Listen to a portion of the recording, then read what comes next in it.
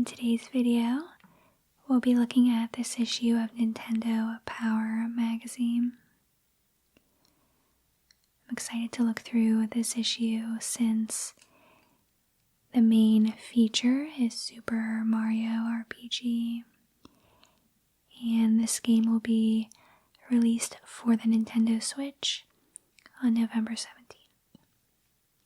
So I think it'll be cool to go back in time and see how it was promoted in the 90s. And let's see, I can't remember what year this was. Okay.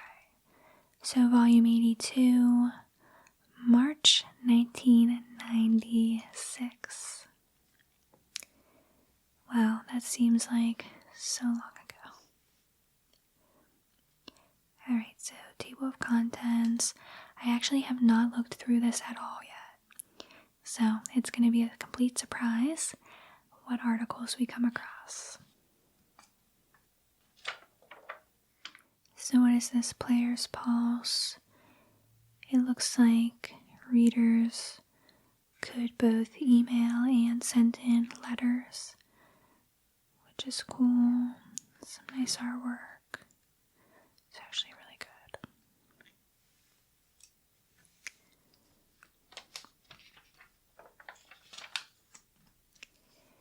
Power charts. So what is this? Readers voting in the players' poll send Super Mario RPG soaring up the most wanted list this month. Okay, so most wanted games are right here. Virtual Boy, Chrono Trigger, lots of good games there. Wow, the Virtual Boy's a console. Alright, the Super NES Top 20. So Donkey Kong Country 2 was number 1 in March 1996. A lot of good games here. Yoshi's Island, Link to the Past. And it's so cool to see that so many of these games are still popular today, either in these original release forms or in remakes. So it is really cool. Top 5 Sims. SimCity is number 1. Game Boy Top 10. Link's Awakening, Dr. Mario. Again, so many good games. And then the Virtual Boy Top 5. There were many games for the Virtual Boy. Alright, I always love stuff like this. So a phone directory, Nintendo Power subscription line, talk to a game counselor, 95 cents per minute. If anybody out there has actually done this in the 90s, let me know. I'd love to know what kind of conversations you had. And I wonder if it was actually helpful. And then the power line, I think this was actually pre-recorded help. So yeah, for a lot of the popular games. Modem into the source. Nintendo Power source on American Online. So funny.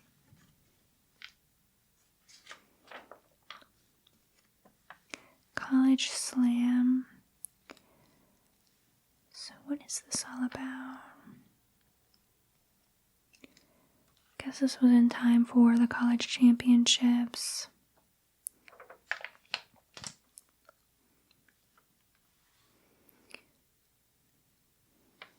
So I guess it's just about brackets and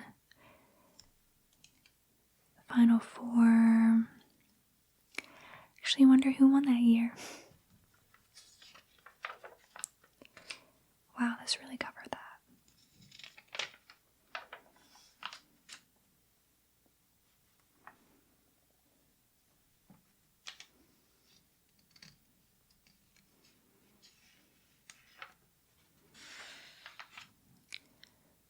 Okay, what is this? Frantic Flea.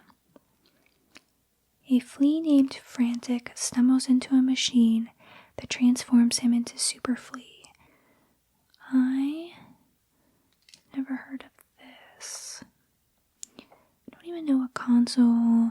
Oh, it must be Super NES. So it looks interesting.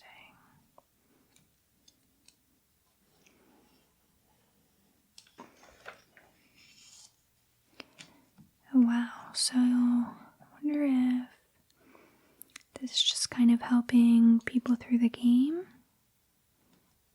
It looks like it's giving some tips. Boing Central, Manic Mountains, the First Fortress, inside the Destructicon. I guess that's how you say it.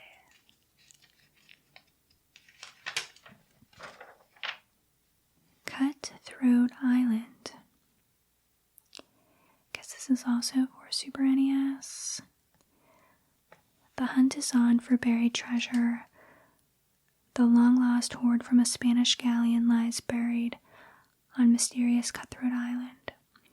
Morgan Adams, the gutsy daughter of a notorious pirate, is determined to grab the gold, but to recover it, she'll need to find 3 pieces of the map to Cutthroat Island. I wonder if this ended up being a popular game. Never heard of it.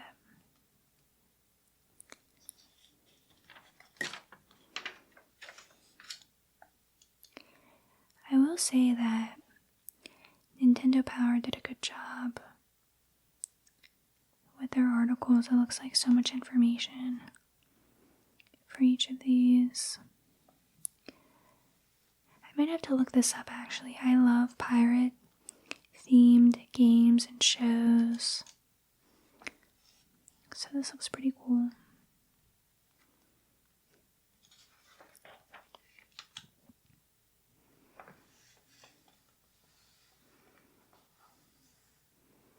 Again, so much information. Carriage Chase, the harbor,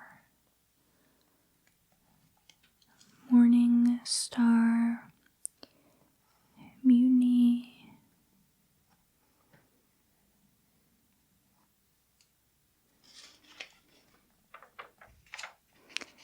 the jungle. This looks like it would be a cool level. So it really is kind of walking you through the game.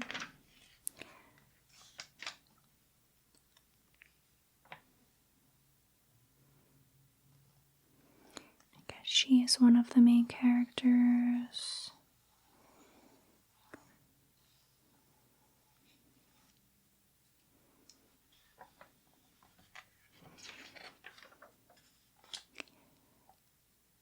Only the strong survive in the arena.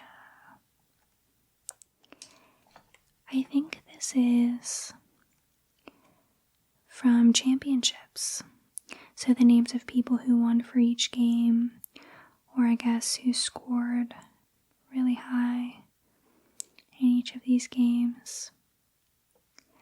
I would love to know if any of these people are out there and would ever come across this video. That would be so cool.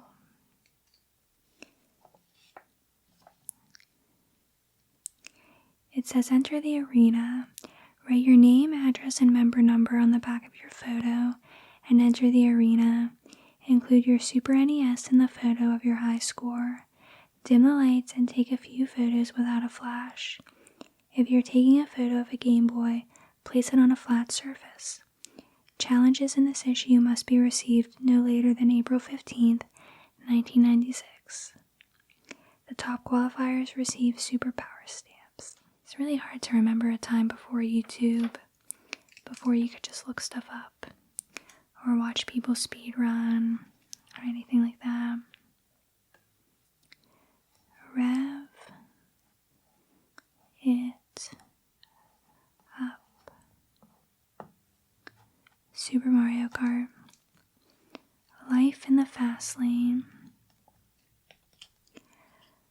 Mario and company are back on track with the re-release of Super Mario Kart for the Super NES. Okay, so this was advertising re-release. So let's see who our drivers were. Mario, Princess, Bowser, Koopa, Luigi, Yoshi, Donkey Kong Jr., and Toad.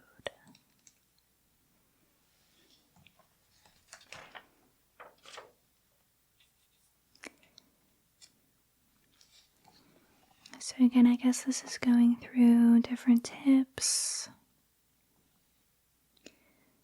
Maybe giving some clues about the different courses. Banana peel strategy. This is good. Banana peels are great for taking care of tailgaters or just thinning out the pack. If you don't have an immediate target, drop it off in a sharp corner. Peels can also be fired ahead of you by pressing up and A, but they fly very far and often fall beyond the track. Ramming, cut and jump, GP versus match, Tetris. So I can tell right away what this is advertising, and it is Tetris for Virtual Boy. So if you never played a game on the Virtual Boy, here were the amazing graphics. It was just very red. It is worth a lot of money today though. So if you find one in your basement, don't get rid of it. So I guess it's just going over the game. I was never actually good at Tetris.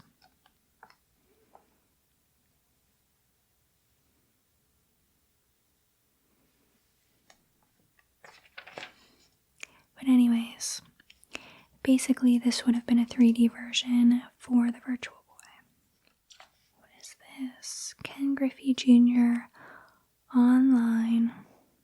I guess what this was with AOL. So funny. This makes me really miss the 90s.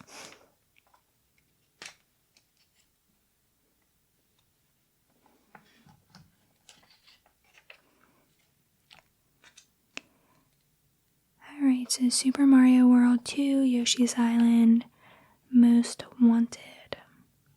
Welcome to this edition of Yoshi's Island's Most Wanted. I'm Yoshi, filling in for the vacationing Yoshi. Tonight, we look at a veritable rogues gallery that has been plaguing our once peaceful island paradise.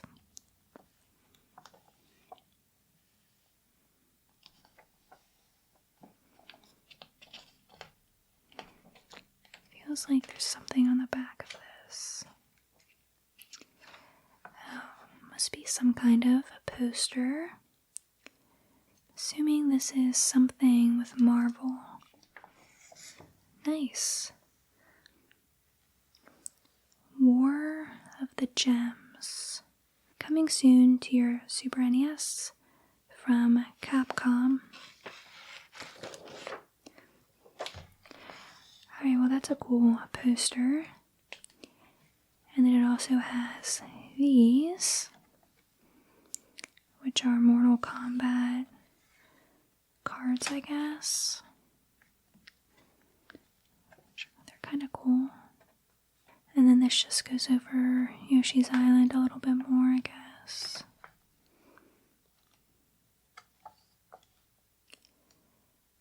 Epic Center. Alright, I see something Zelda. That means I have to read it. Zelda and SimCity return. The classic series of Super NES games from Nintendo will start showing up in stores within the next few months. Epic gamers should rejoice because this means that two of the best Epic games for the Super NES will soon be back in production. Legend of Zelda: A Link to the Past and SimCity both sold out in the US and have been nearly impossible to find for the last year. A Link to the Past, one of the finest adventure games of all time, was the brainchild of Shigeru Miyamoto and features live-action battles and endless action puzzles. Very true. And it's still a popular game today. Alright, so here we are for the main event. Super Mario RPG. Legend of the Seven Stars. A bit of action, a bit of role-playing, and a lot of fun. Wait for those players who plunge into the frantic 3D world of Super Mario RPG. Legend of the Seven Stars. Mario's adventure debuts in May, but Nintendo Power scoops the world today.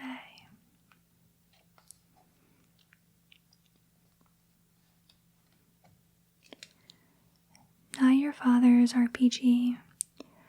Role-playing games have come a long way since the days of Zork, but never has there been such a radical leap as you'll find in Super Mario RPG. Mario's greatest adventure takes place in a 3D, three-quarter view world that pulses with life. Mario and his friends mingle with mushroom citizens and Bowser's Koopa cronies, plus a bevy of bouncing baddies from beyond the Mushroom Kingdom. It all takes place inside a 32 megabit game pack powered by Nintendo's SA1 chip. But if you're looking for the fantasy battles between noble warriors and evil sorcerers like those found in most RPGs, forget it. Mario is Mario, as brash and bouncy as ever. He jumps on blocks, searches for hidden coin boxes, throws fireballs at Goombas, and solves action puzzles with dogged determination. Squaresoft, the maker of classic RPGs such as Final Fantasy III and Chrono Trigger, developed the game in Japan with guidance from Shigeru Miyamoto. Even when Square used regular RPG ideas, they included some action element to keep things hopping. The mix works. Super Mario RPG truly is a game that has something for everybody. It's fun, it's innovative, and the graphics rival the best from Rare. And there is the whole gang. So cute. I love this artwork.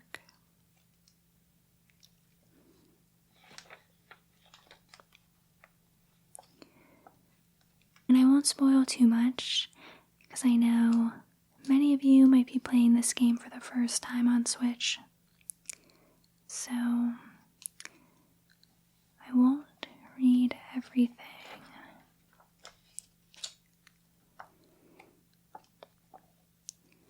But yeah, it looks like this is again giving a lot of tips. Mario has never had such a challenge. He's used to fighting Bowser, but now he must save the Mushroom Kingdom from an enemy that comes from beyond the stars. Luckily, our plucky plumber has the suspenders of a true epic hero. Using an assortment of weapons and special attacks, Mario battles through armies and solves puzzles by the score. In addition to his new epic abilities, Mario is still the finest jumper in the land.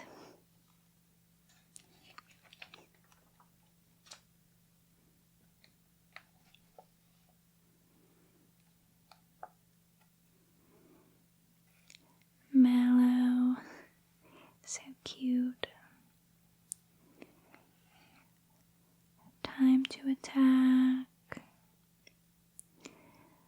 Let's see. Prepare yourself for a new type of battle. Mario has put away his stomping boots and strapped on his boxing gloves. Given the chance, he'll use weapons too, such as the Hammer Bros sledgehammer or a super fireball attack.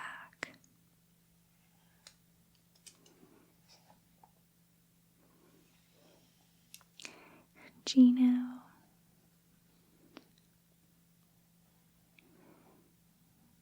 I love all the characters in the game. And just overall, this really is a great RPG, in my opinion. I know it's a favorite of many, so I'm very excited it's now going to be on Switch. So basically, like every Mario game, you're searching for the princess, of course, with your companions. So lots of things to do along the way. Here is Bowser. You can bet that the King of the Koopas doesn't appreciate being thrown out of his castle. Flung off into the wide world along with Mario and Princess Toadstool, Bowser sets about recruiting an army. In spite of the humiliation, eventually he joins up with Mario. He uses Chomp as a weapon and a Big Boo as a special attack. As you might imagine, Bowser is tough and strong, but he proves to be a good companion. So yeah, this is a great game, and definitely worth picking up for sure.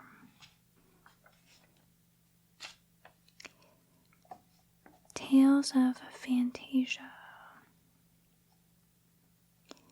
Namco's latest RPG is taking the Japanese game world by storm. We don't know if this title will ever grace our shores, but in the meantime, sit back, relax, and listen to these spellbinding tales of Fantasia. So I actually have never heard of this game, so it must be obviously a Japanese RPG. This is cool. So classified information. It looks like these are all cheats, I guess, for different games.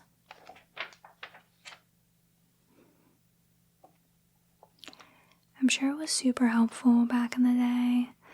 I actually did not subscribe to Nintendo Power in 1996, but I wish I would have.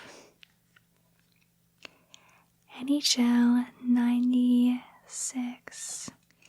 And oh my goodness, look at these beautiful graphics. Wow, that's too funny. I've definitely never played this game, but I'm sure it was so popular back then. So the Northeast Division, those teams, and then the Central Division. I kind of want to just find this game and put it in for fun. And the Smurfs. Never played this either.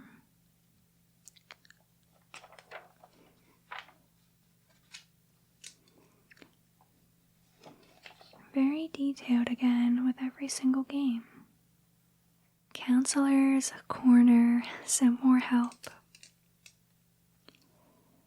How do I control the balloon in Red Hot Ride? So that's for Diddy Kong's quest. How do I open the Crocodile Core? Breath of Fire 2. Where's the real thief? How do I cure the Queen of Tunlin? How do I awaken Grandpa the Whale?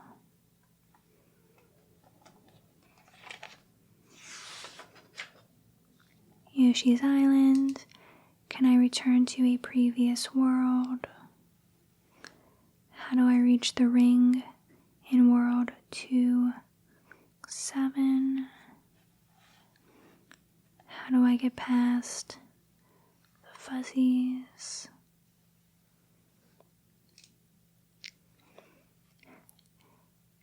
Link's Awakening. And by the way, I love that the people who are actually answering these have little photos. Randy Casper, Bob Givnan, Bernice Reinhardt. How do I get the key from the Dodongo snakes? How do I defeat Evil Eagle in level 7?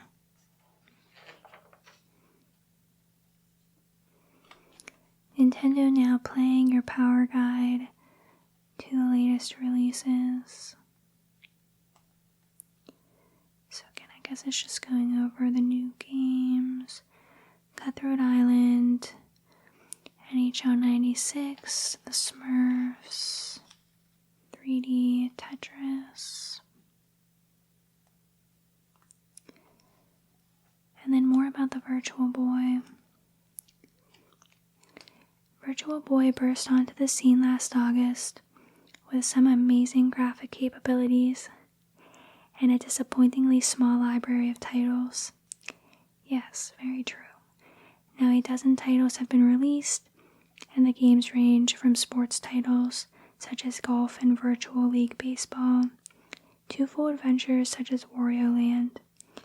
This month, Power recaps all Virtual Boy titles released to date. So in 1996, we had Galactic Pinball, Jack Brothers, Golf, Mario Clash,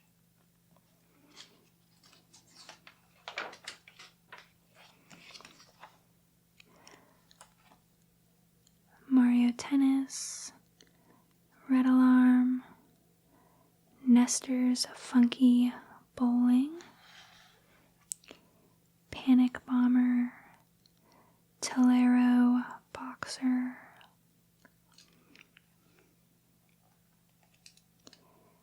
.3D Tetris, Vertical Force, Virtual League Baseball,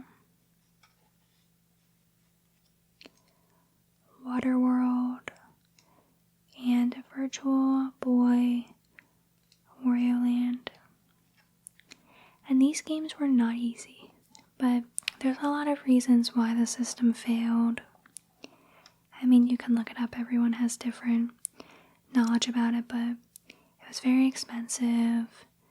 It was just kind of unimpressive with the display, and it just wasn't portable either. Basically, it was kind of gimmicky, I guess, and I know it made a lot of people sick, like motion sickness, because of the 3D graphics, so yeah, because it failed, that's why it's worth so much today. Alright, the Nintendo Power Awards. So it looks like you can send in what you vote for, which is pretty cool. So different categories. Wonder what ended up winning for each of them.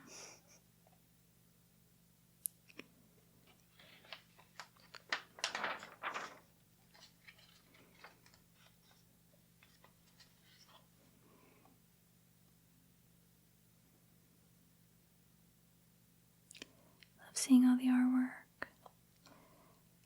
And a cute little Kirby.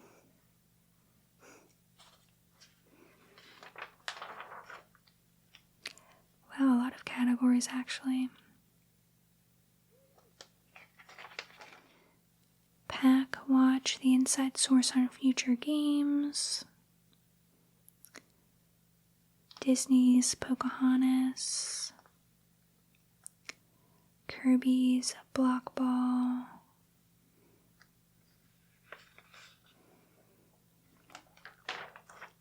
Release forecast. So all the games coming out in 1996 were Super NES, Virtual Boy, and do remember Toy Story for Game Boy.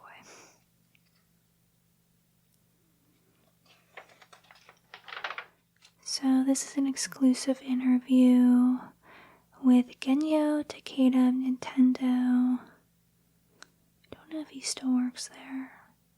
His credits include Nintendo's coin-op video game systems and the Punch-Out series of Nintendo games. Let's see what he said for this question. What part of Nintendo 64 performance impresses you the most? I think there is something graceful and natural about the graphics and motion of the N64. Using lots of polygons is not the most important thing. The fine texture mapping makes a bigger difference in realistic looking worlds. I think that Super Mario 64 is a good example. It has very natural graphics, and that includes the movement. The N64 is so precise, it can control every pixel. Another example is scaling. On the machines from Sega and Sony, if they scale up or scale down, it's not a smooth transition.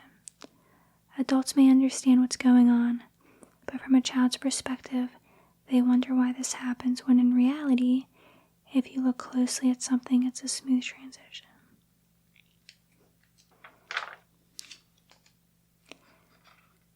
Coming next issue, Shadows of the Empire.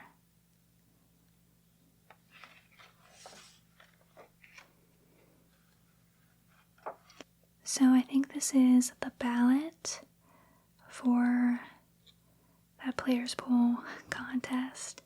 Find the letter that corresponds to a specific Power Award category, then circle the number that corresponds with your choice. So I guess that's how you sent in your vote.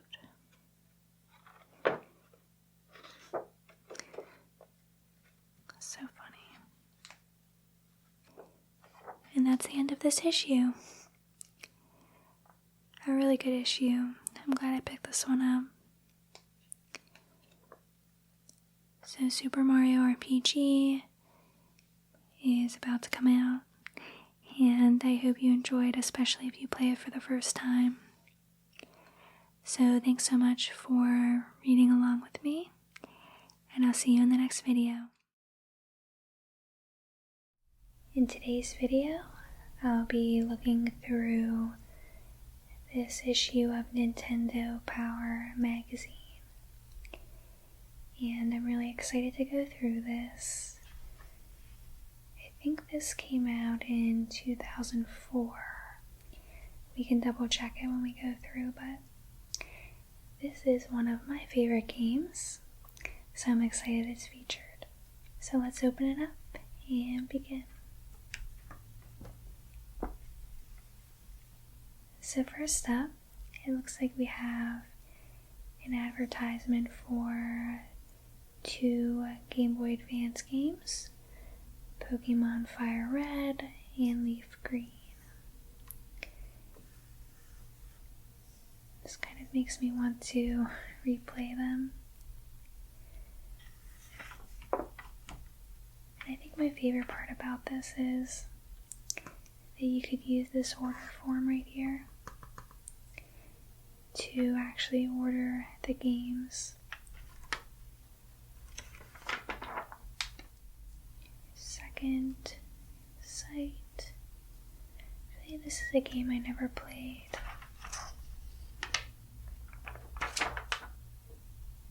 I actually never played too many wrestling games either, but I know they are super popular. So this is Day of Reckoning. I think it's going to be fun to see all of the different ads for new games. Okay, so yeah, it looks like this is volume 185, November 2004. Cute Mario right here, and Juicy Fruit. Actually, I don't even know if they make this flavor anymore. Grape Melon.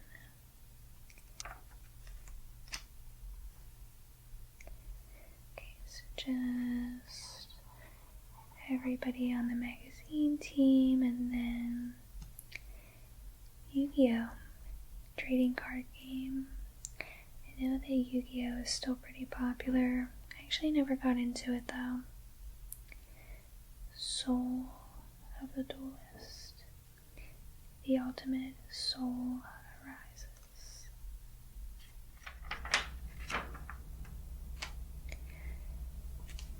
Game Watch. So I think this is where there are some previews for future games.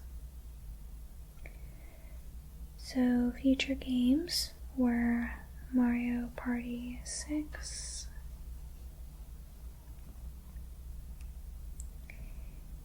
Beautiful Joe 2, Kingdom Hearts, Chain of Memories, and Final Fantasy 1 and 2, Dawn of Souls. And then this is cool. So in the works, 120 plus Nintendo DS games. Actually, let's read this. One of the advantages of publishing Nintendo Power from inside the Nintendo of America headquarters is that we hear the constant buzz of gaming news. And from what we're hearing lately, it seems the swell of Nintendo DS info is about to break. As we go to the press, the official word is that more than 120 DS titles are in development from publishers around the globe. So it looks like they update you on upcoming games in every issue.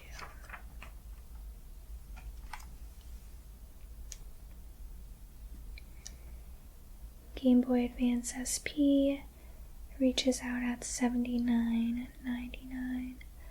I loved the Game Boy Advance SP. Flame, Onyx, Platinum, and Cobalt.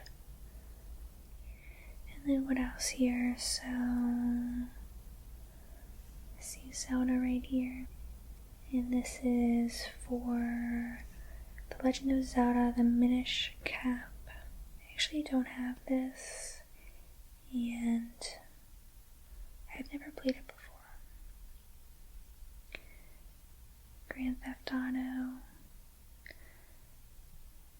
a definite classic. I have played Grand Theft Auto before, but definitely not this version that we see here. Some more games here. And Nintendo Fusion Tour. I do not remember this, but I guess bands actually came together as a part of a Nintendo Music Tour. It's kind of funny. I do not think they do that anymore. Prince of Persia, Warrior Within. I did like Prince of Persia, The Sands of Time. Thought it was a good game.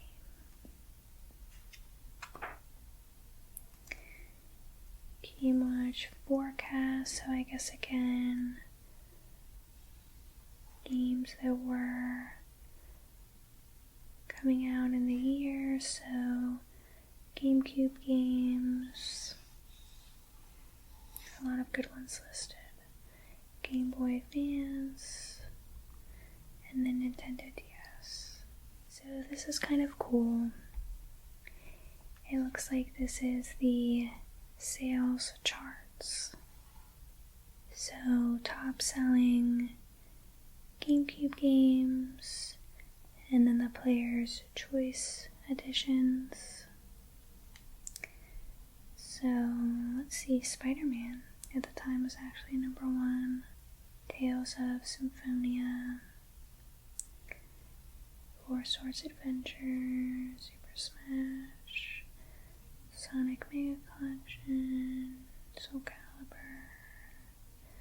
Pokemon Coliseum is worth a very good amount of money these days. Double Dash, extremely popular. Luigi's Mansion, Harvest Moon, Super Mario Sunshine, Mario Party 5, and then let's see, Paper Mario, Pikmin. Yeah, a lot of good games. And then Game Boy. Spider-Man. Spider-Man was popular this year. Yu-Gi-Oh! Pokemon Ruby. I remember playing Pokemon Ruby. I love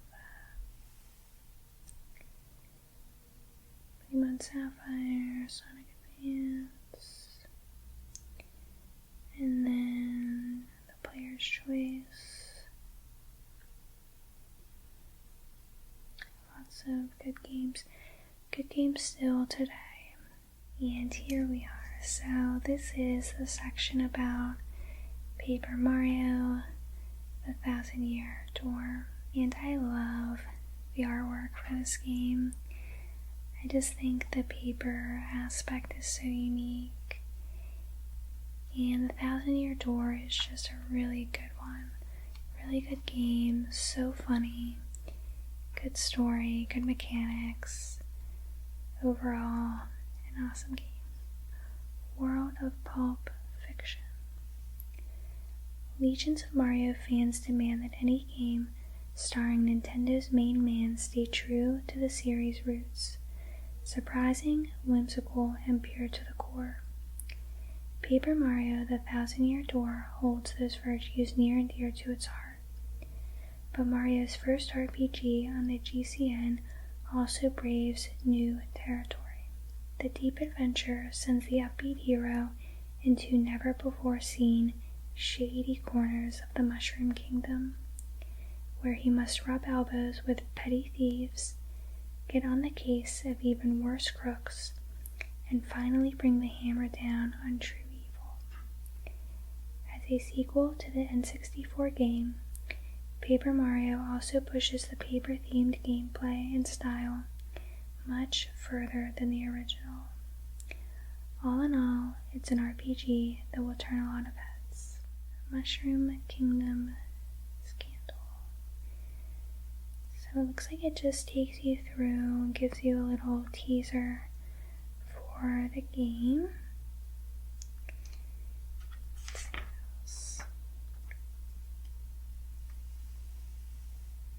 The properties of paper.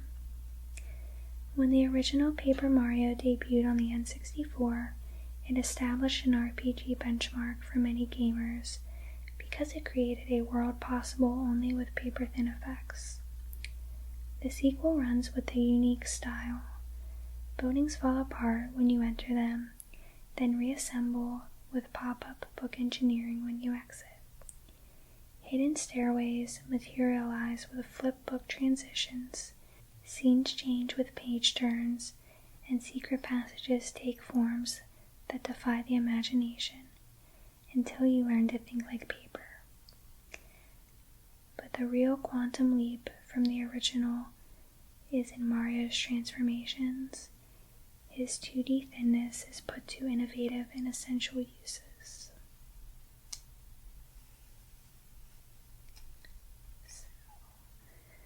Some more information. Points, flower points, star power, star points. Commands, enemy offense, audience members, enemy items, and defense.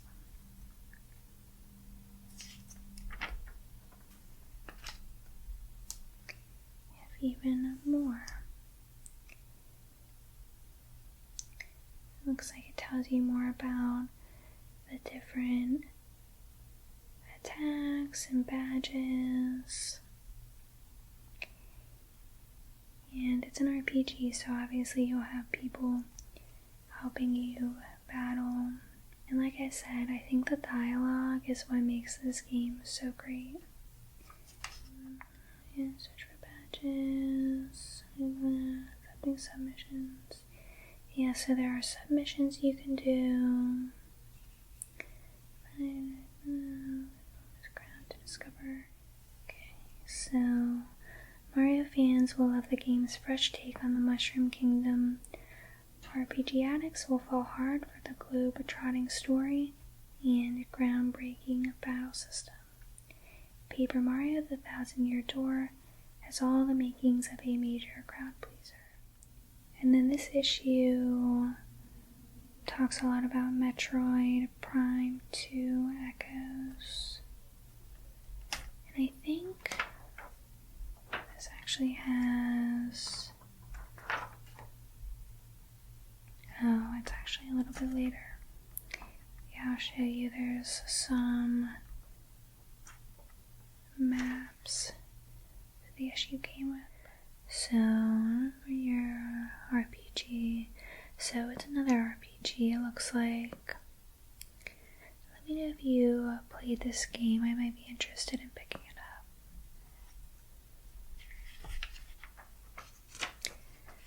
Looks like some more information about it. Definitely looks kind of cool.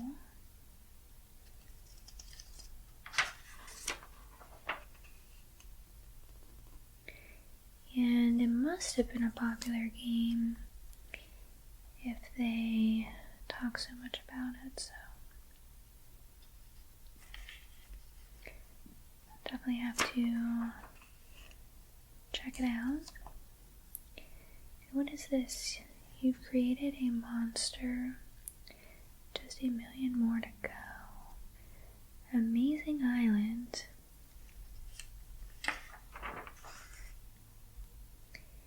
And then here is the Metroid Prime for GameCube information. And I know there are some maps that pull out here, which is kind of cool.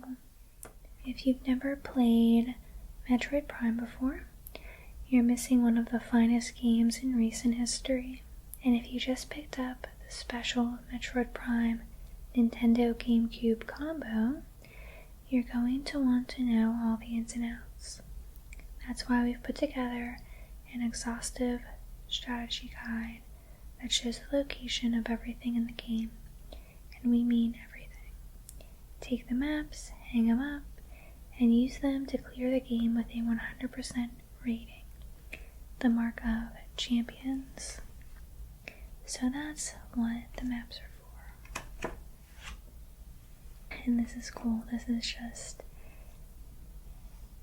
an advertisement for GameCube.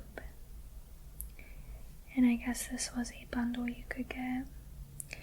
The GameCube memory card, Donkey Kong controller, and then Donkey Konga game. And then some more info about Day of Reckoning. Let's see. Create a superstar. Guess you can choose your character, the moves, what you look like.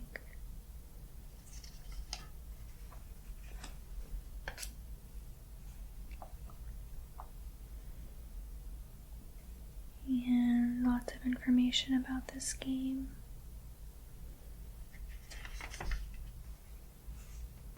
Metal Slug Advance. An all-new action combat shooter comes exclusively to the Game Boy Advance. Move out on foot or use slug vehicles to traverse rugged terrain and underwater waterways to find and destroy the enemy, solve strategic puzzles, and rescue hostages.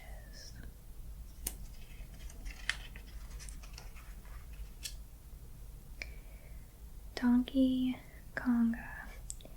1 game, 4 drums, and 72 corn dogs.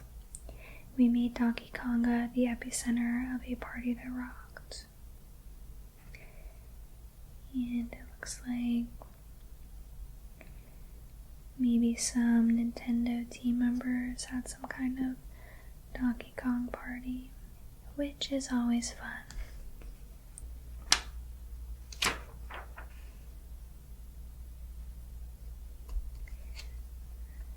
Digimon Racing for Game Boy Advance.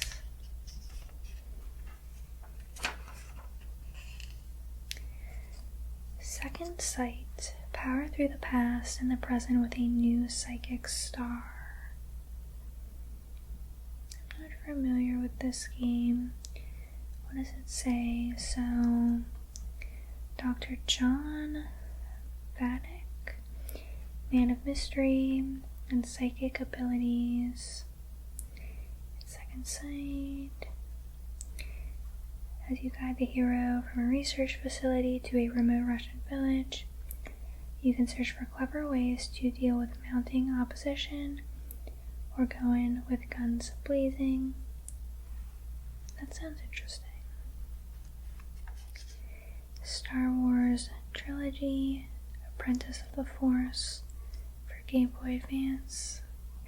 I love Star Wars, so this is something I would definitely be interested in. Pikmin 2. So, let's see. I did enjoy the Pikmin games. Boldly going where no Pikmin has gone before. The mighty sprouts of Nintendo's Pikmin 2 explore multiplayer territory in both cooperative and competitive two-player modes. If you thought the single-player adventure was exciting, wait until you challenge a pal to a friendly split-screen match. The party's just getting started. So it looks like it goes over the details of the game, gives some tips. Into the underground, kind of maps out the different creatures.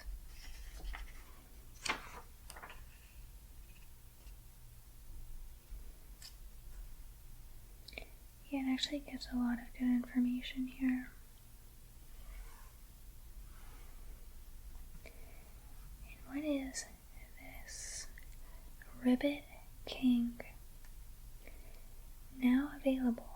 I never played this game before.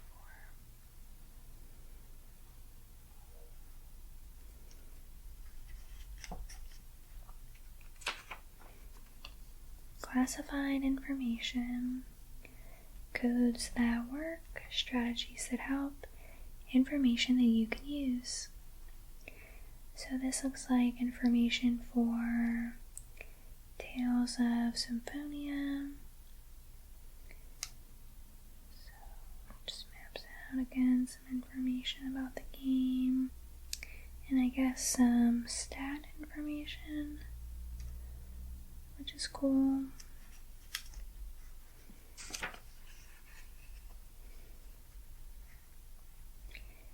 Yu Yu Hakusho, Tournament Tactics, another game.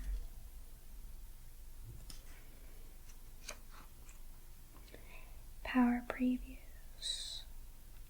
So it looks like they are previewing Mario Tennis, and then Tony Hawk's Underground 2.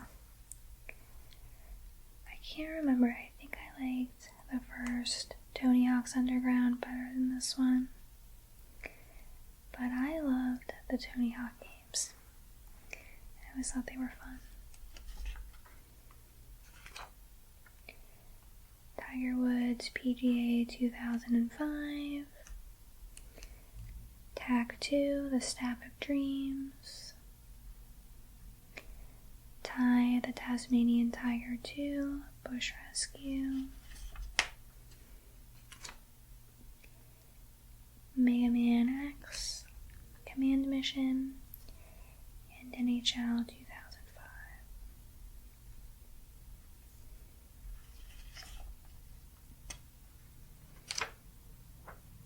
Epic Center, Epic Preview, X-Men Legends. It's time to blow the lid off Activision's newest GCN game, X-Men Legends.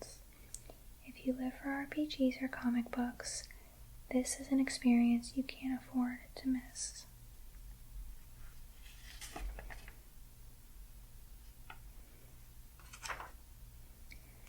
So Cyclops, Colossus, Nightcrawler, and Storm.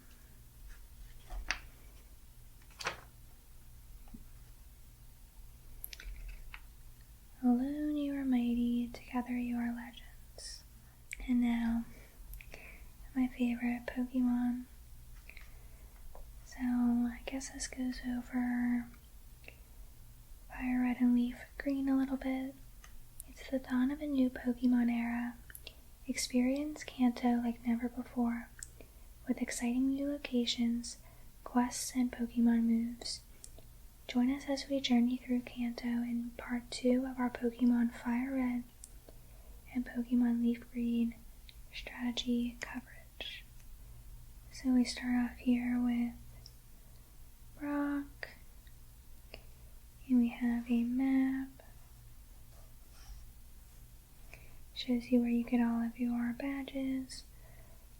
Boulder Badge, Cascade Badge, Thunder Badge, Rainbow Badge, Soul Badge, Marsh Badge, Volcano Badge, and Earth Badge. And then Misty, and her water Pokemon, Lieutenant Surge, electric Pokemon, Erica, and she is, what is she again? Grass and poison type Pokemon. And then in Fuchsia City, Kova, and he has psychic and poison type Pokemon. Oh yeah, I remember this invisible walls that you had to get through.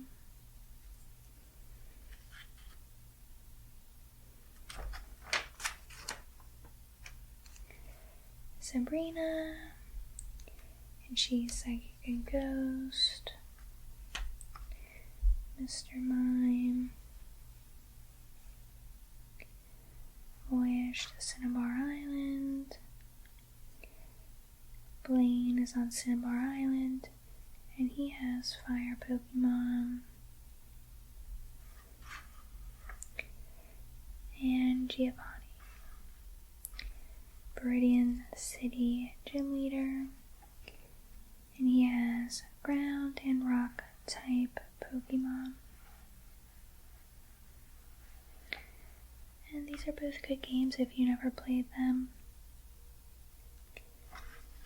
I would check them out. The Crossing Quarterly, Fall 2004 edition for Animal Crossing. It looks like it just gives some information from the Animal Crossing game for GameCube, I'm assuming. And then some pictures of how you can decorate your house. It looks like this person decorated it for Halloween. That's really cool. Power Rangers, $3 off. Celebrate the season of Mario. So what is this? Looks like it's just some kind of sweepstakes. Fill this out to enter.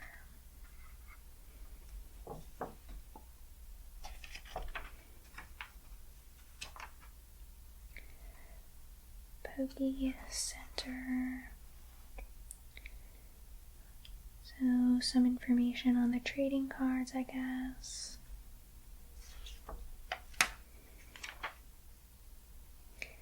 King Arthur.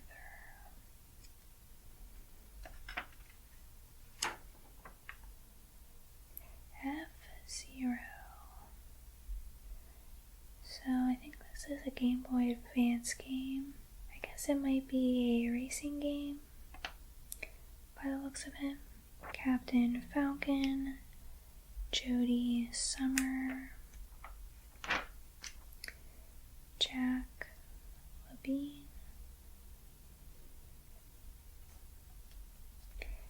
and this is funny.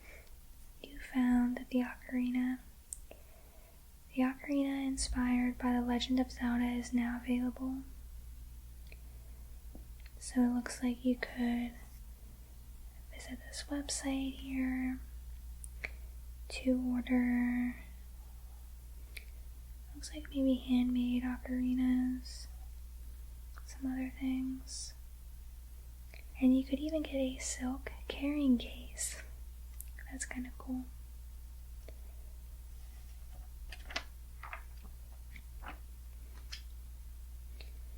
Kirby and the Amazing Mirror. I love Kirby. I think he's so cute.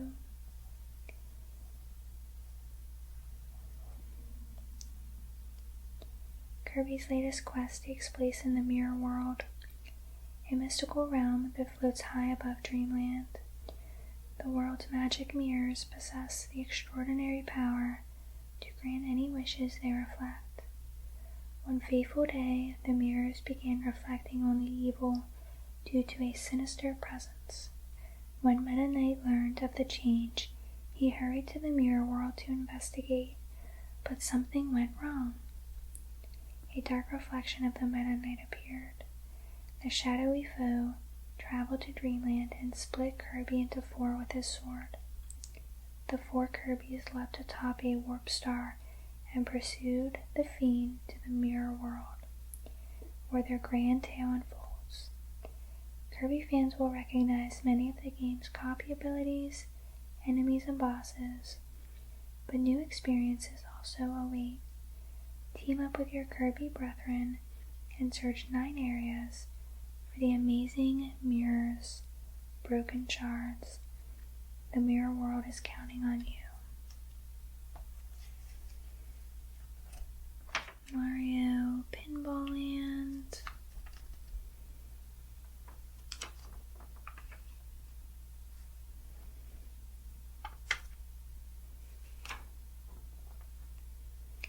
Tron 2.0 Killer App. Legendary computer program Tron hacks its way into Game Boy Advance to take on a new virus and save the e-com system from total corruption. This definitely looks like it has old school graphics. And this is interesting, so it just looks like a comic. Custom Robo.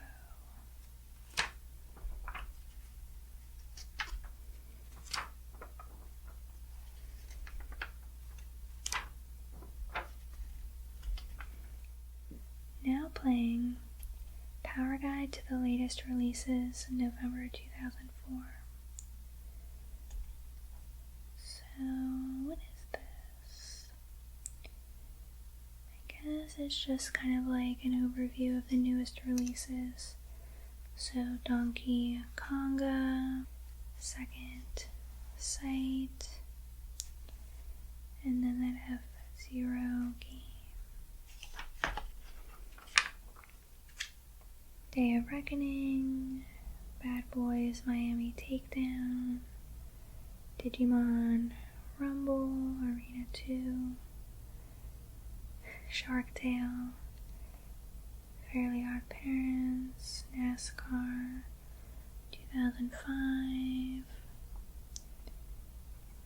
SRS Street Racing, Terminator 3, Zoids, Boktai 2, Tron 2.0, Advanced Guardian Heroes, Adventures of Jimmy Neutron, Cartoon Network, Block Party, Dragon Ball Z, Shark Tale, Kill Switch, Lilo and Stitch 2, Miss Pac-Man, Maze Madness, Star Wars Trilogy, and then Zoid's Legacy. And it looks like there's a key so you know what kind of game each is.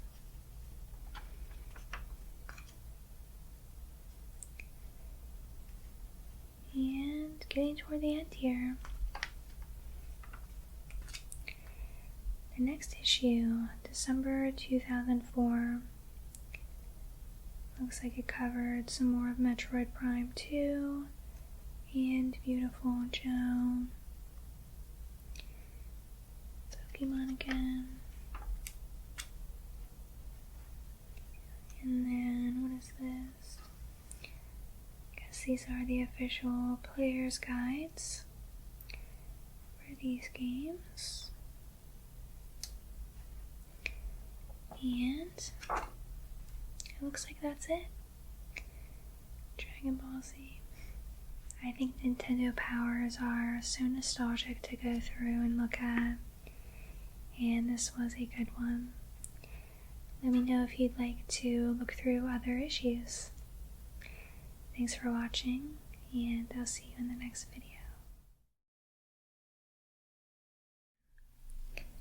Today I will be taking you through the player's guide for The Legend of Zelda, Ocarina of Time, one of my favorite games.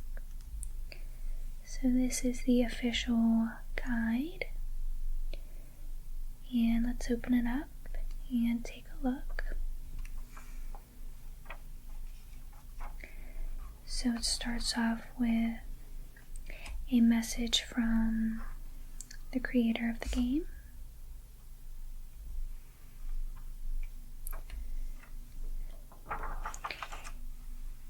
And I'm going to start with these parts right here to kind of give you an intro to Zelda if you're not familiar, and then slowly get closer to the information about the specific game. So if you didn't already know, Ocarina of Time was released in 1998 for Nintendo 64. I'm just going to zoom in a little bit more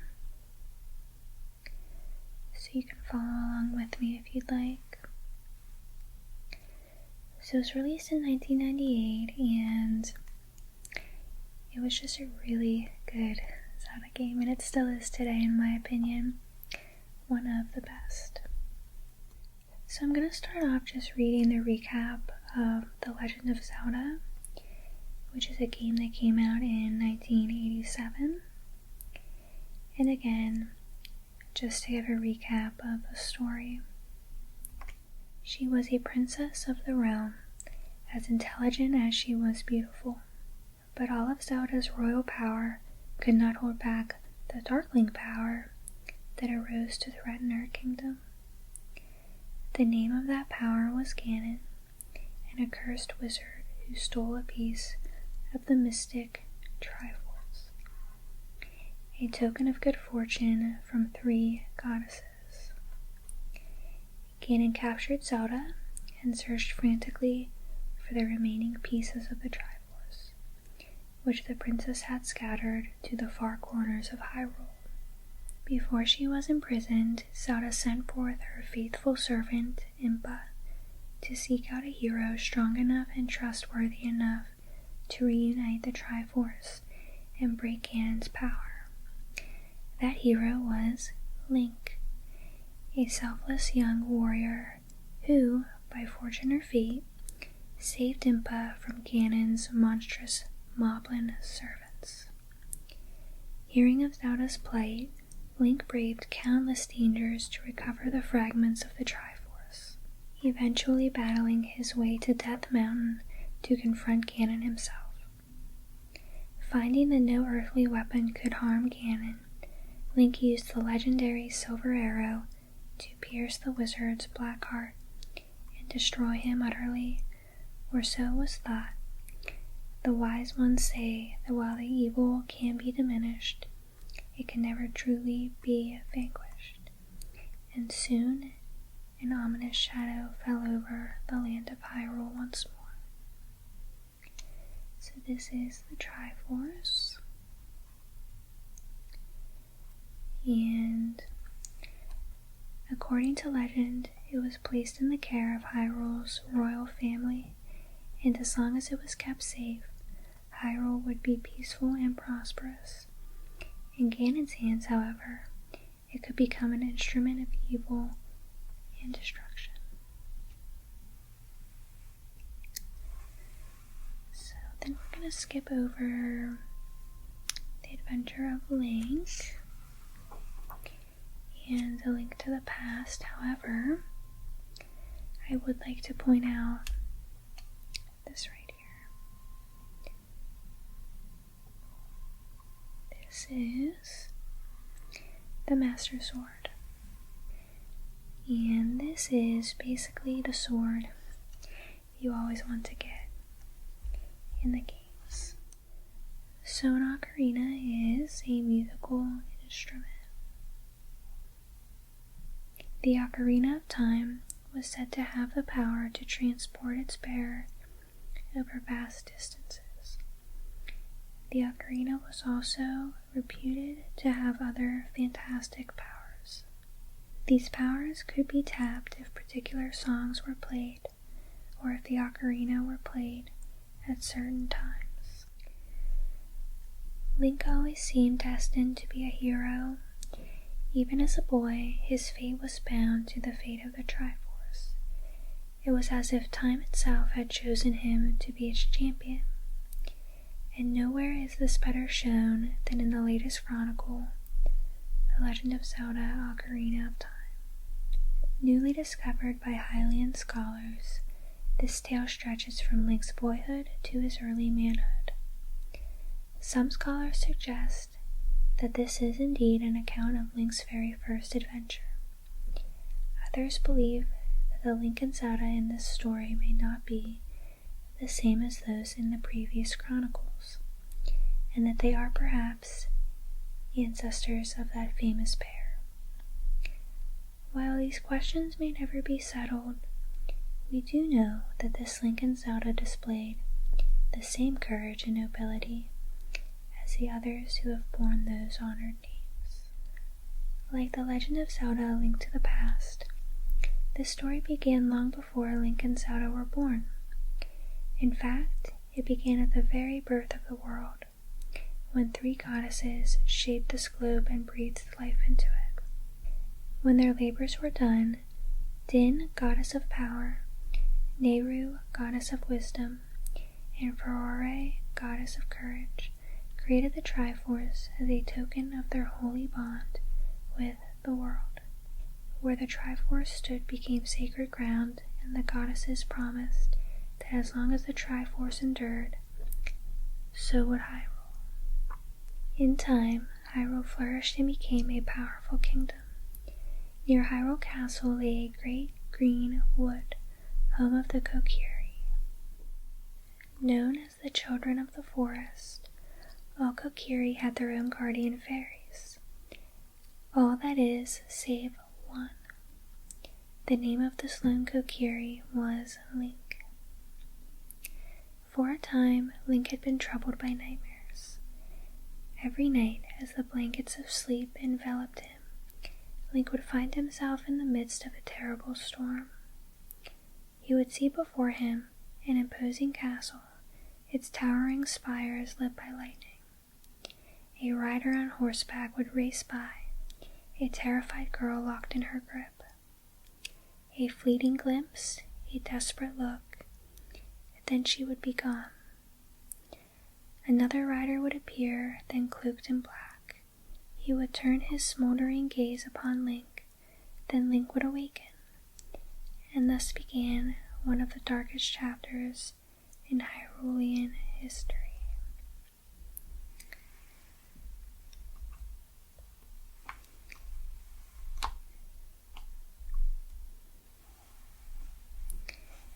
And then down here we have spiritual spiritual stones. There are 3 of them. Like the Triforce, Kokiri's Emerald, Goron's Ruby, and Zora's Sapphire were said to be tokens of some higher power. They lay hidden from mortal eyes for many centuries, but Link bore them through great peril and used them to restore justice to Hyrule.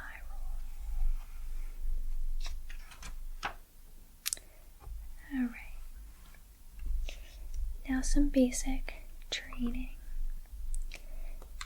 So here you have your Nintendo 64 controller. And I figured I would show you one in person as well.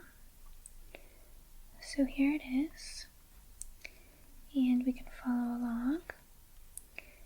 Your control stick is right here. Then you have your D-pad right here, start button, A and B, your arrow buttons, left and right, and then on the back, don't forget you have a button underneath. So, you can see here, every button has a purpose in the game. And Link has several moves in the game, so he can sidestep, jump, swim, open, which is very important. You'll be opening a lot of treasure chests. Speak to people. Check, which just means read signs and look at things. And then dive. And then, of course, he can also grab, throw, and drop. Climb and drop. And push and pull. So lots of different abilities.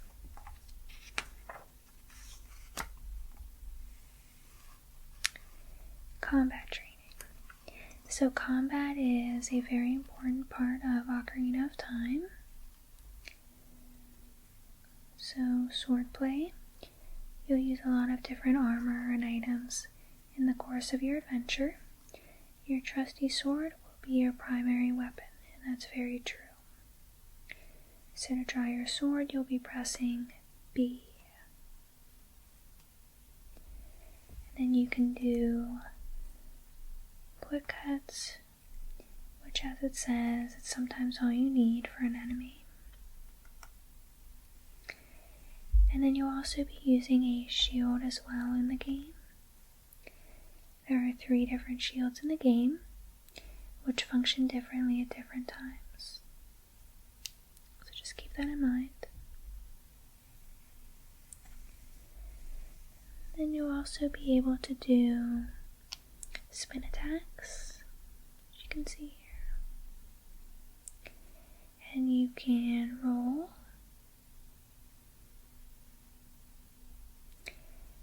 And that's very true. To succeed in the quest, you'll need some fancy footwork.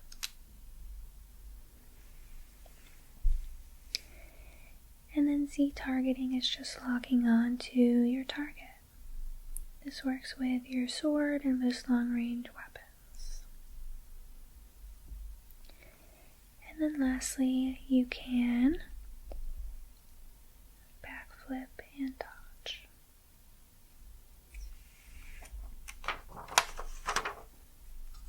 Okay. So now these 2 pages go over all of the different items you will be able to use in the game. So let's take a look. A Deku stick. Common item. used both as a weapon and a tool. A fairy slingshot. As a child, Link was famous for his skill with his fairy slingshot. A boomerang, another helpful weapon. A Deku nut, which actually explodes, so another helpful weapon. An ocarina, which we already know what that is. And then the lens of truth, which allowed Link to peer through fake walls and see invisible items. And then all the way at the bottom, we have a bomb and a bomb chew. And the bomb chew is just a mechanical mouse that would carry a bomb to a target. Some more items. So we have magic bean, fairy bow, hookshot, which is helpful. We'll be using that a lot. A megaton hammer, a fire arrow, which has explosive power, creating a large fireball that would expand quickly and catch enemies off guard. An ice arrow, a light arrow, causes more damage than a fire arrow or ice arrow, and enemies cower whenever Link draws one, so definitely good to have. And then you have 3 goddess abilities: Din's fire, Ferore's wind, and Nehru's love. So no shortage of items in this game.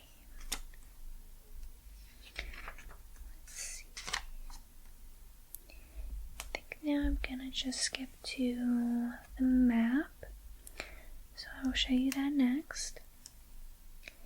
Prelude to a quest.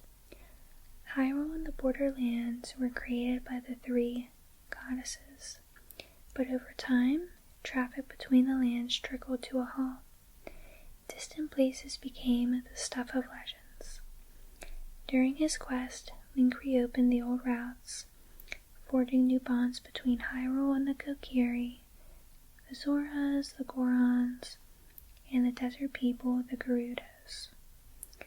But Link's explorations also took him to the Temple of Time, where he opened the door to the sacred realm in a Pandora's box of evil. So now let's take a look at this map. So over here, you can write down each of the songs in this nice little chart, so they'll be nice and organized.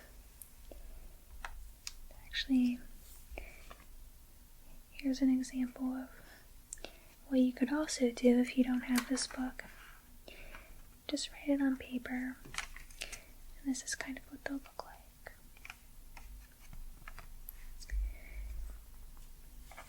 And then the map. So this map will look a lot smaller than certain games today that you might play, but at the time I will say it seemed rather large. So you can see all the different places, and then some down there as well. And then this is kind of nice too. And it basically just matches up where you will find the items. So for example, you will find the ocarina in Kokiri Forest, while exploring the Deku Tree. So definitely useful. And now we can finally get into the story. So from the moment Navi woke him on that fateful morning in Kokiri Village, Link became the great hope of Hyrule. Even though no one except Princess Zelda knew his true role in the great events that were taking place.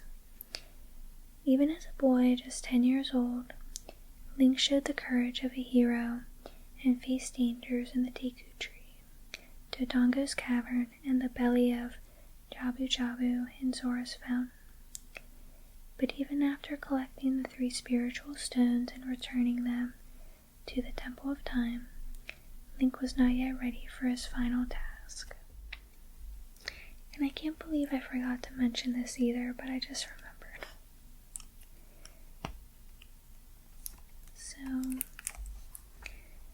the Triforce, which we talked about earlier, is wisdom, power, and courage. So just remember that.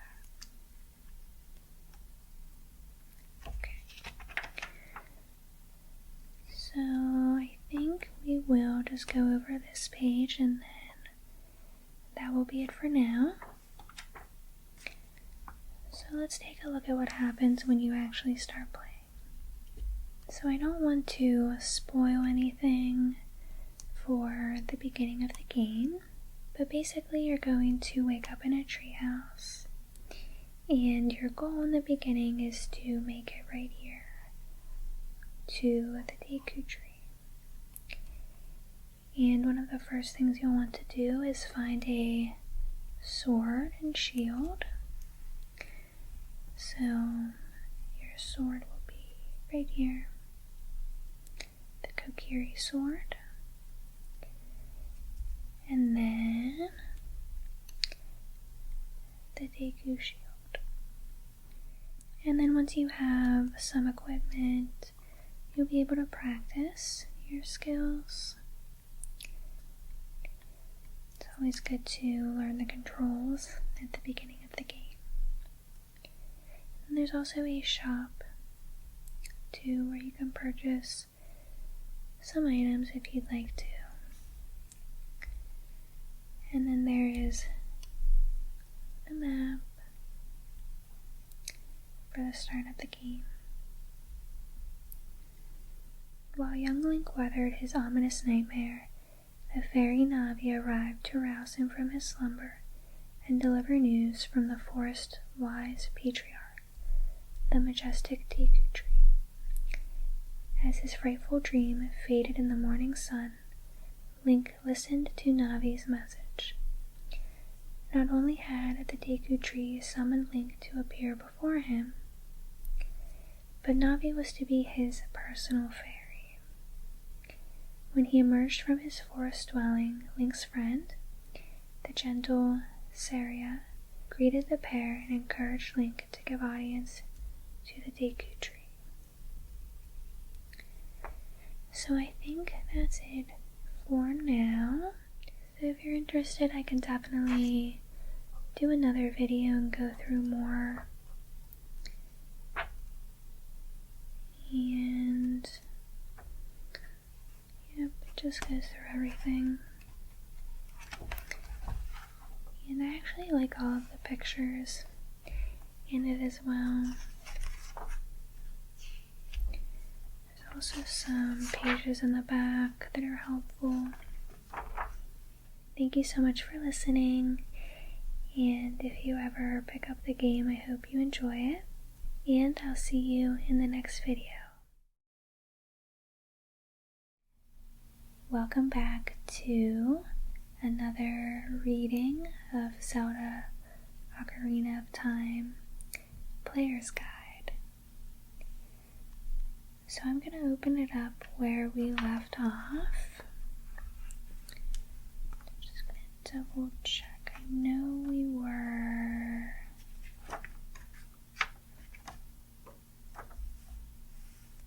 I think we stopped at the Deku Tree.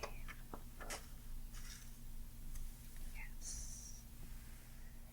So just as a quick recap, we learned a little bit of the backstory of this game in the last video, and we know that we're starting off as a young version of Link in the beginning of this game.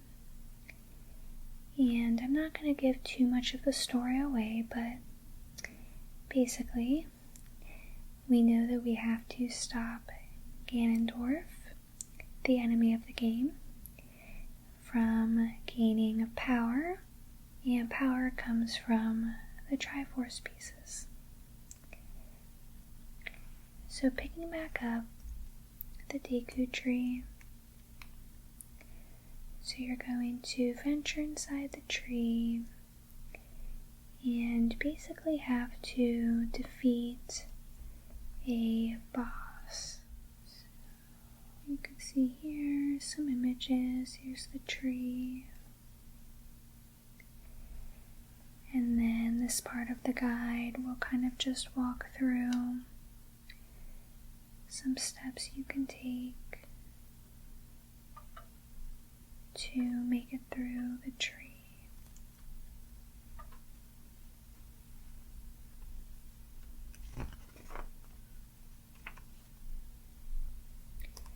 And then some more steps. And like I said, when I go through these pages today, I'm not going to go over everything. Just a pretty high level overview so you can get a glimpse of the game and see if you'd be interested in playing. And this is the first boss that you'll be trying to defeat, so you'll want to make sure you're prepared for that. And when you defeat it, you will get an emerald. Okay? So let's pick up there. Link emerged from the Deku tree victorious.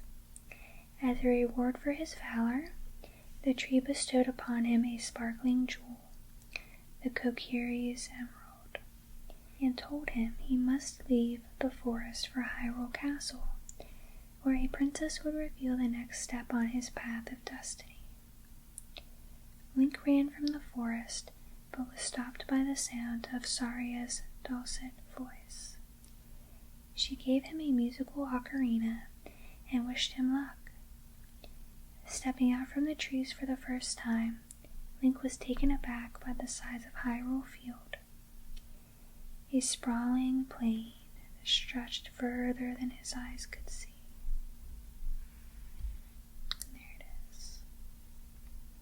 Okay, so the Kokiri Emerald is important, and it's one of the spiritual stones, which we talked about in the last video. So you'll have the opportunity to kind of explore Hyrule Field here. This is a very nice map of the area.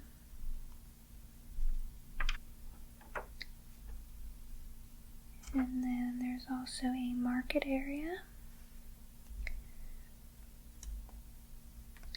So these pages kind of just go over other things you can do.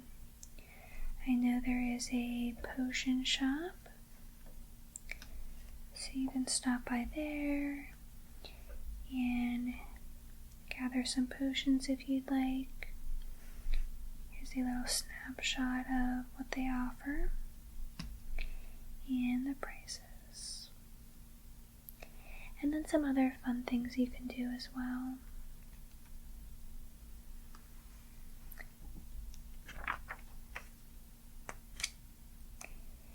And then Hyrule Castle is the next step. Sneaking into the castle. Link left the marketplace and headed for the castle as the great Deku tree had instructed him. Unfortunately, because of a foolish prank pulled by some townsfolk, security around the castle had been increased tenfold. A legion of guards stood between Link and the Princess Zelda. Craftily, Link observed that the guards were looking only for outsiders coming up the path. A boy climbing up the wall and cautiously walking from tree to tree behind the guards would not be discovered. Once finding his way around the gate, Link softly tread across an open field. But with the drawbridge closed and the walls too high to scale, Link dove into the chilly moat and swam past the final pair of guards.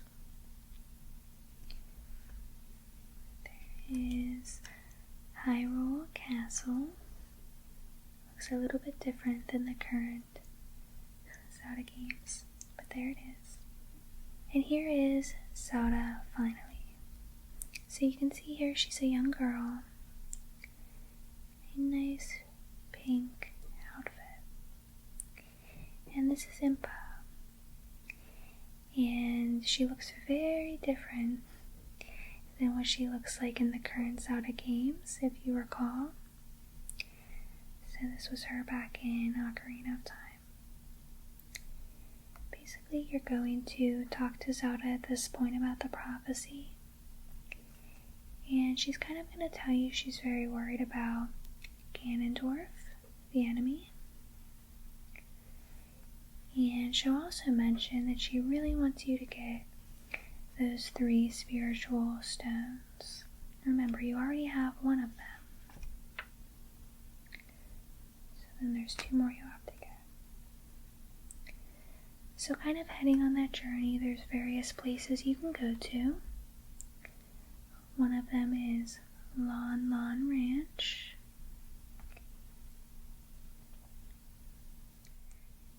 And then Kakariko Village is another town you can visit. Potion Shop, Bazaar, Impa's house, more things you can buy. And again, just more side things you can do.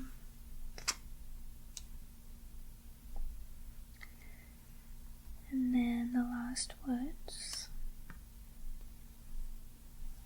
This is another area that you will explore. And you'll see a map again. Lots and lots of maps.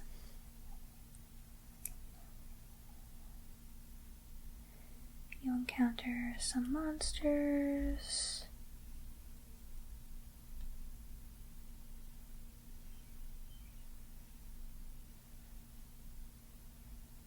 And then you will find Saria. She'll be playing a simple song on her ocarina, and then she'll kind of just give you some advice before moving forward. So Death Mountain is the home of the Gorons. So there's a steep mountain path that you'll go up. And of course you'll encounter some fun little monsters and enemies. And then you'll reach Goron City. And I love Gorons. I think they're really cute. Here they are. When Link first met the Gorons, he was amazed to find a race that ate rocks, but he supposed the rocks made a better diet than some other things he could imagine.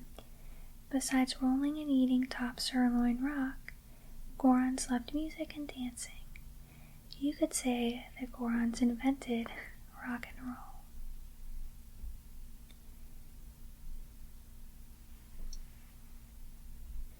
Then you also start to learn about the great fairies, and they live in underground fountains.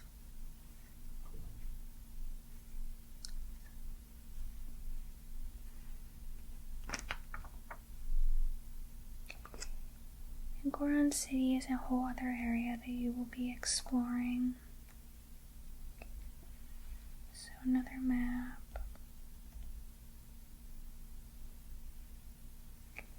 And then you'll receive a bracelet here as well. So here it is. And while wearing this gift, Link was able to lift the heavy bomb flower bombs and even throw them at enemies. So that comes in handy.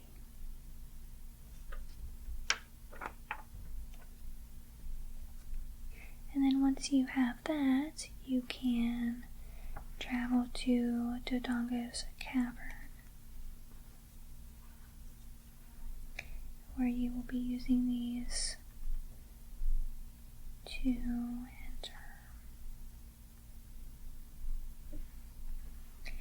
Then of course we have a nice little map again. Another type of enemy.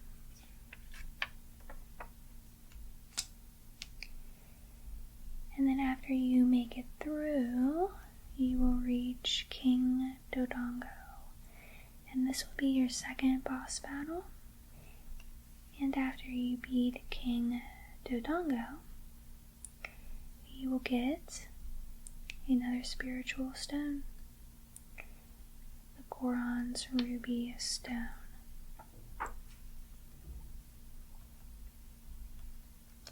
So that means there's one more.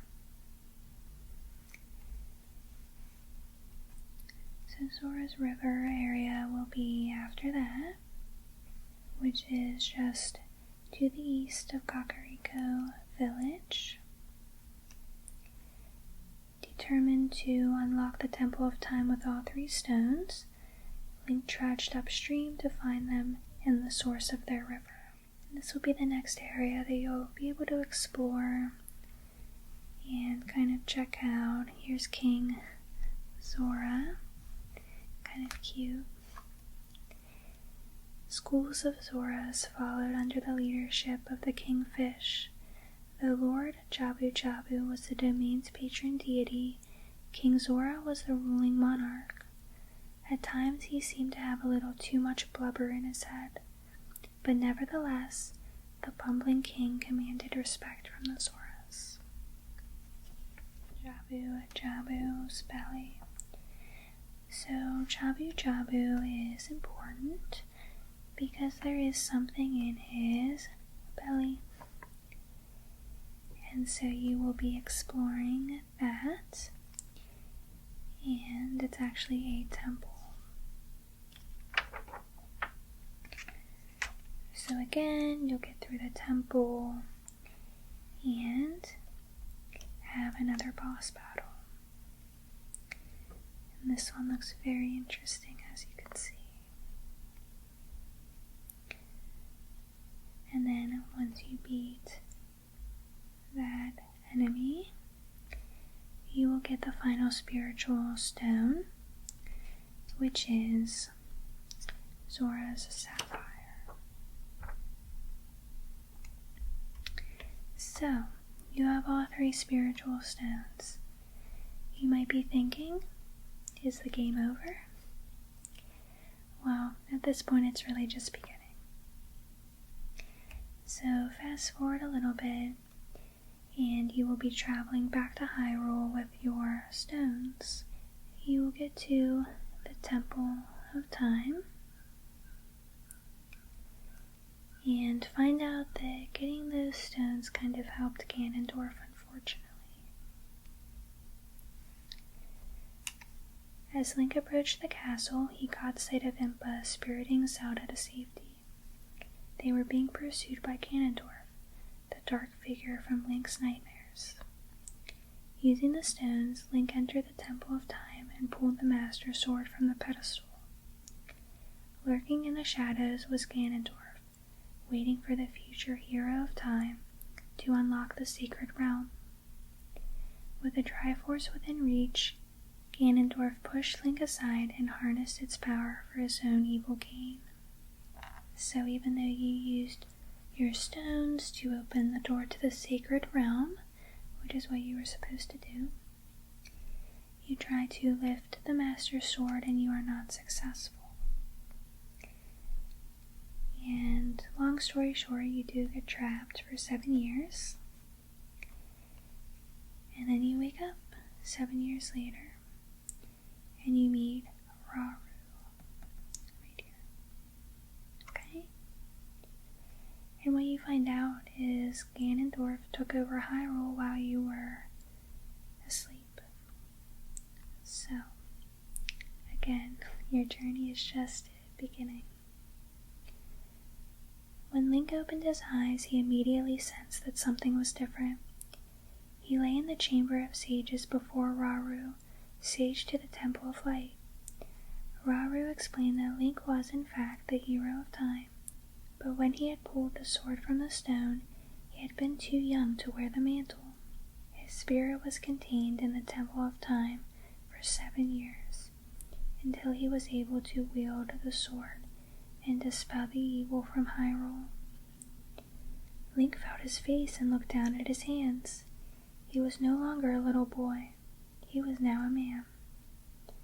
But while Link had slept, Ganondorf had stolen the Triforce and become the King of Evil. With the aid of Sheik, protector of Hyrule, Link had to gather the power of the sages and drive Ganondorf into the void forever.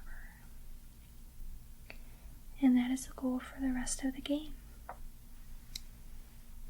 And here's a really cool image of Link, and he looks older than before, since 7 years has gone by. And now moving forward, really the goal is to go through all the different areas and defeat all the bosses in the different temples.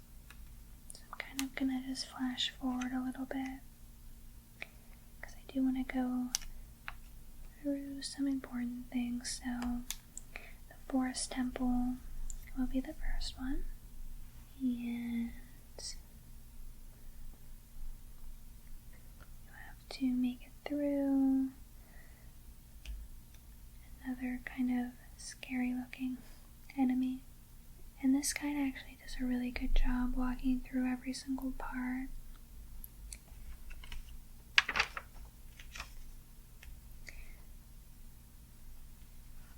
And then at the end of this temple, you'll have Phantom Ganon to defeat. So you have to be prepared for that battle. And then Death Mountain Crater is another area. And then the Fire Temple, so you have to get through this. And then you have to defeat this boss, Volvagia. Not sure if that's perfectly correct, but when you're a kid, I guess you don't really think about how to pronounce most of these names. And again, this whole part of the game now is to defeat all the bosses in the temples. The Ice Cavern is another place you'll get to go through. And this was actually Zora's Fountain prior to the 7 years going by. So now it's all freezing and cold. So you'll need iron boots. You can see them right here. And there's a water temple. And in this one, you will have yet another boss to defeat.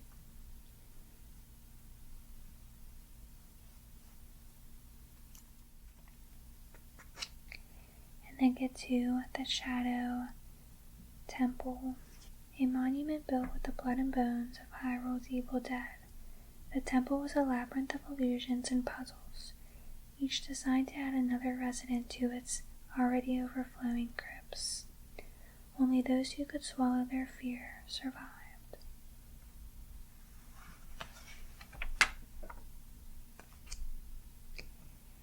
And then once you make it through, Bongo will be who you have to defeat. Kind of looks like something from Stranger Things. Then you get to the Gerudo area, very mountainous area.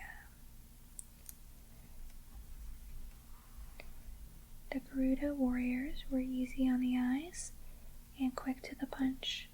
Superior to their male counterparts in every way, they trusted only one man, Ganondorf. Then you'll come up to the Spirit Temple, and one thing I forgot to mention, again I'm trying to not give too much detail away, but you'll be using your ocarina to travel back in time in this game to affect things that happen in the future. The Spirit Temple was built by the ancient ancestors of the Gerudo people. Since only a single male child was born to the Gerudo every 100 years, the massive shrine was built by female masons and engineers. So yeah, this temple is big. And then, so at first you're playing as Link when he's younger, and then Link's adventure in the Desert Spirit Temple was anything but complete. He had won the Silver Gauntlets, but lost Naboru, the only person who could help him solve the mysteries of the Gerudo and Ganondorf. When he entered to the Spirit Temple, he would not do so as a child. He would return as the hero of time.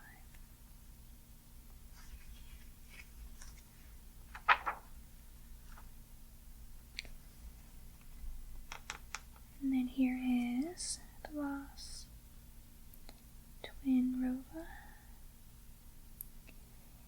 and it is Sorcerer Sisters, and they have magic, which is either flame or fire. And again, this is one of those situations where what you did in the past will affect the future, so just a little hint with that.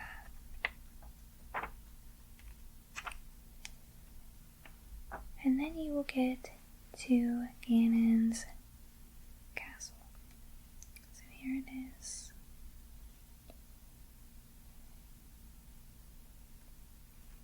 The 6 sages had been saved and Link's quest was drawing to a close, but one great adventure remained. Ganon's castle contained 6 barriers of power that the hero had to break. Zelda was still held captive, and Ganon had to be dethroned. It was to be Link's ultimate challenge in the quest of the Ocarina of Time. So we have a map, of course, and then all of the tips for getting through.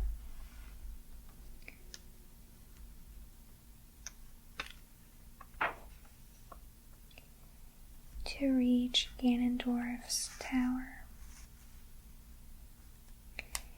And this is what he looks like when you get there. It says, his sunken eyes were portals to the evil and hatred that boiled beneath his crawling skin.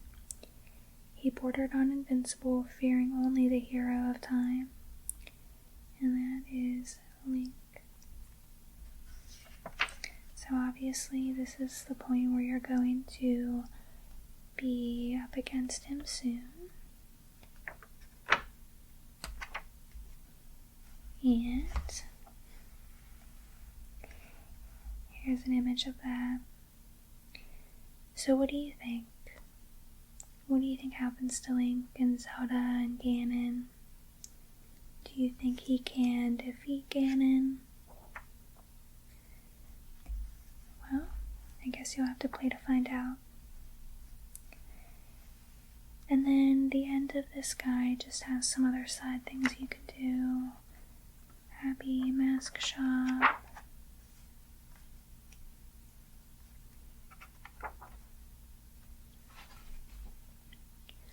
All the places you can get stamina hearts, which is important. The more hearts you have, the better, considering you don't want to die too easily.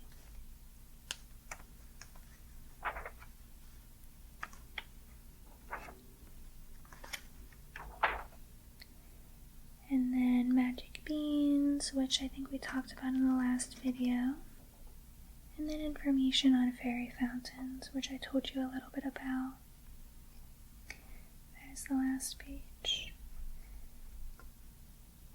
And then this is the back of the book, which is just an ad from Nintendo Power. I think I'm going to read some of these next on here, so let me know if you're interested.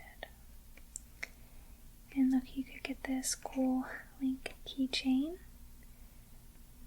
by calling this number. I'm kind of missing stuff like this. If you're a Zelda fan, especially after playing some of the newer games, Tears of the Kingdom, Breath of the Wild, I suggest you go back and play some of the older ones. There's so many good ones. Wind Waker, Twilight Princess, Majora's Mask, lots of fun to be had. Well, I hope this relaxed you, and I hope you enjoyed learning about this wonderful game, and I'll see you in the next video.